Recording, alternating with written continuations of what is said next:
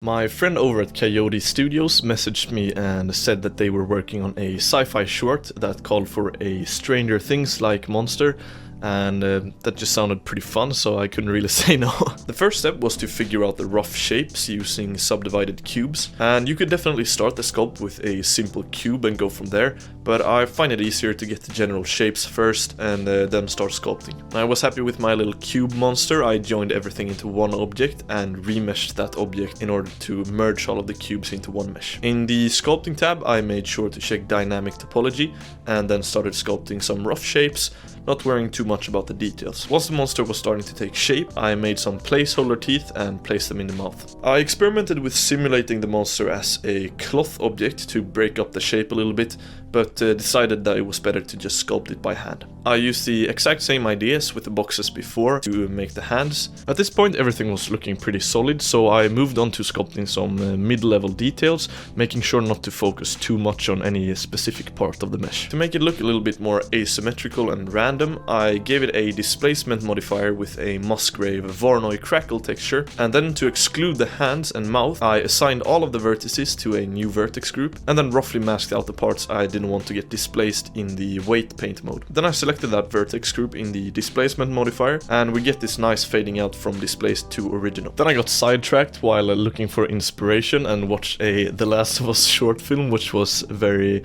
well made. To make some disgusting tendons and sort of flesh pieces, I duplicated the mesh and gave it a couple of modifiers. I think the list went something like remesh, decimate, wireframe, and then shrink wrap to the original mesh, then subdivide that, and then finally remesh it. Then I joined the tendons object to the original mesh and used another remesh modifier in order to kind of blend the sort of edge between the tendons and the underlying structure, and it gave a pretty cool look with these cavities going on, and I was pretty happy with that.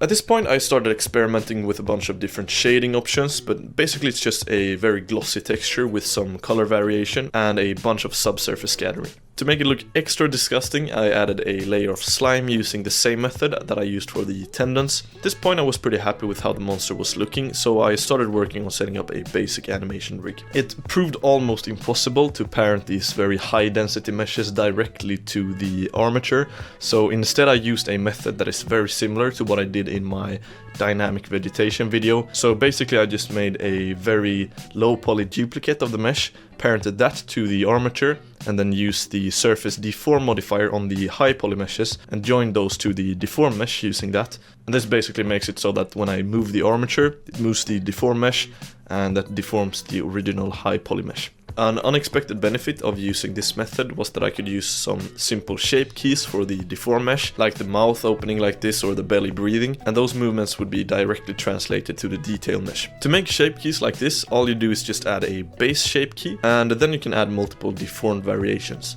While in object mode, select the shape key you want to edit and then tab into edit mode and edit your mesh. These changes will now be stored in the shape key you selected, and you can smoothly transition between the two by keyframing this slider here. This is a pretty simple but very rewarding way of adding some more detail to your animations and sort of breaking up the movement a little bit, making it feel a little less rigid. Before animating anything, I wanted to block out the scene in 3D space, so I had a better idea of how the creature could move in a way that sort of made sense.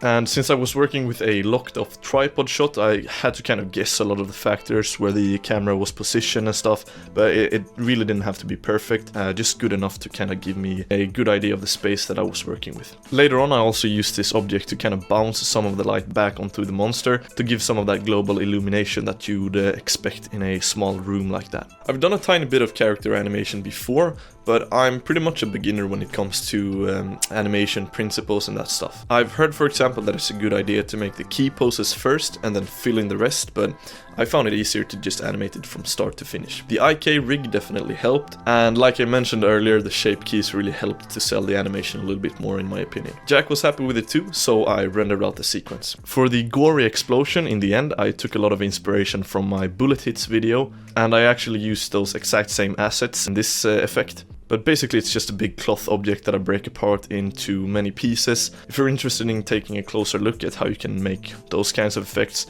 I can Actually, I'm not gonna link it because YouTube didn't really like that video, but you can search for Bullet Hits on my channel and you'll find it. If you want to see the final movie, I've linked it in the description. It's only about 5 minutes long, so yeah, check that out if you're interested. And yeah, I'll see you guys in the next one.